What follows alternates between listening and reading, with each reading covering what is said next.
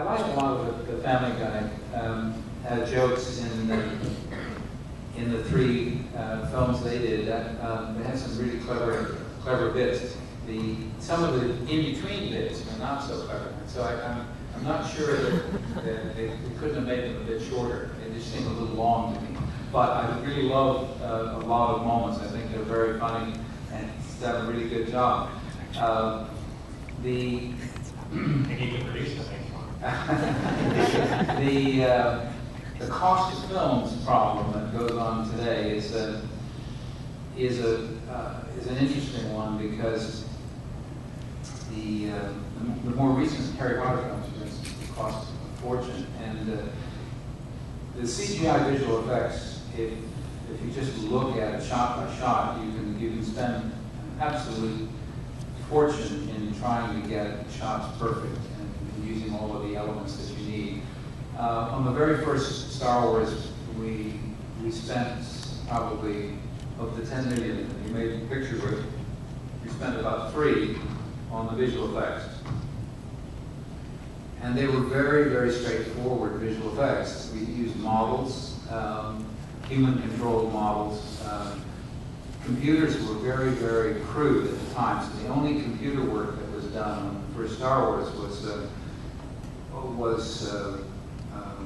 servo motors that were controlled by the human operators, and the computer just remembered the movements that the humans made and could duplicate them. So if we needed 4 passes for the spaceship to cover the spaceship itself, the hold-up map, the engine lights, and another map for that, it remembered that move and could do it. But the original move was done by a human being with a joystick.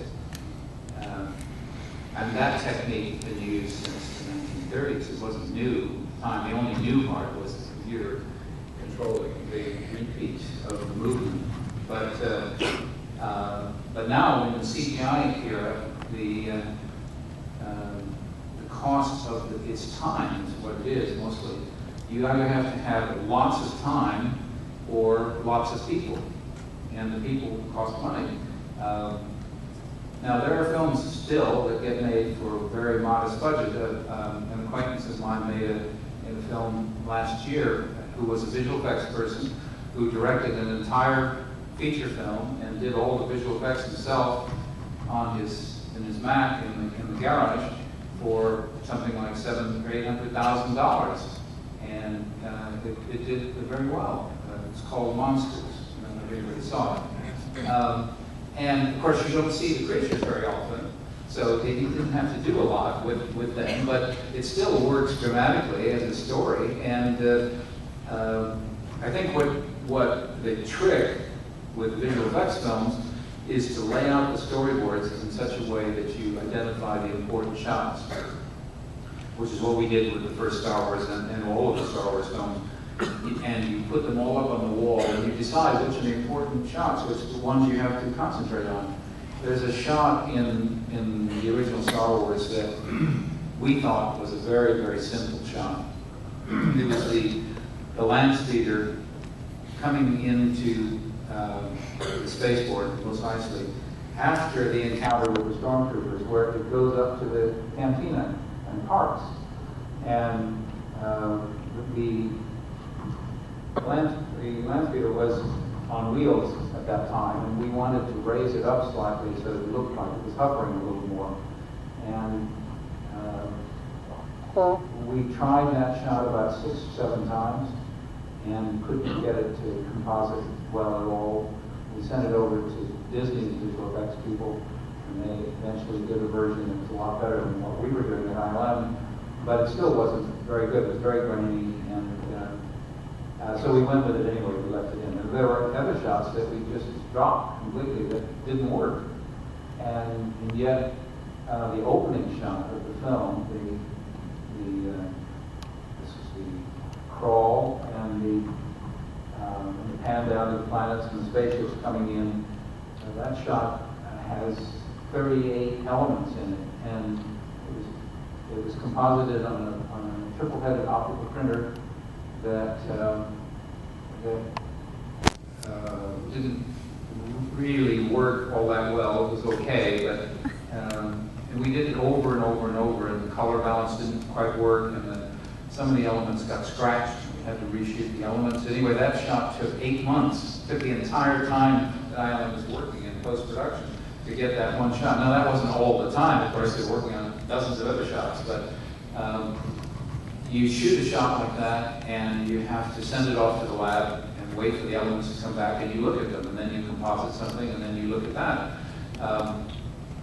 Now, with CGI, you could create a shot like that probably in 2 or 3 days, and then you could see it. You could see what the elements look like on the computer screen. We couldn't do that. We had to wait until the optical printer came back with what we saw. When Stanley Kubrick made 2001 back in the late 60s, it was even worse. He wanted in-camera effects. He didn't want to do optical printing because he didn't want the grain. So he would shoot 30 or 40 runs on the first element, rewind it all, put it in the refrigerator, and then set up another element, process one of them to make sure that exposure was all right, and then run those all through the camera for the second element, and repeat this whole process to the third, fourth, fifth, sixth, seventh, eighth, ninth elements until you had a completed shot. And it took years. He took several years to get some of those shots, and he had to abandon some too. So that is the way the process works. So the money thing on new films is that the release dates are predetermined by the studios before the film is finished, before it even started in some cases. So they are forced up against the deadline. In the case of the original Star Wars, we were supposed to come out Christmas before, Christmas of '76, and we postponed it for 6 months because we weren't ready. But now they wouldn't do that because it set the whole marketing campaign to drive the release of the film, so that they would just throw more money and time and people at it to get finished on time. And so that's what happens. You spend probably twice as much as you need to spend. If you spent more time, if you gave them an extra year, they would have fewer people, and you could get the same look for half the money.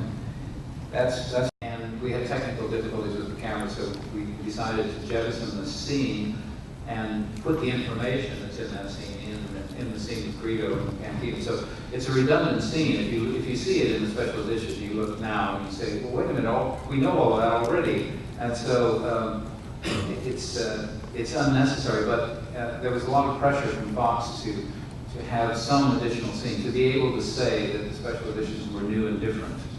And this is not limited to the Star Wars films. Practically every film that comes out with a director's cut or a special edition has to have some added material. We had a lot of problems making Empire,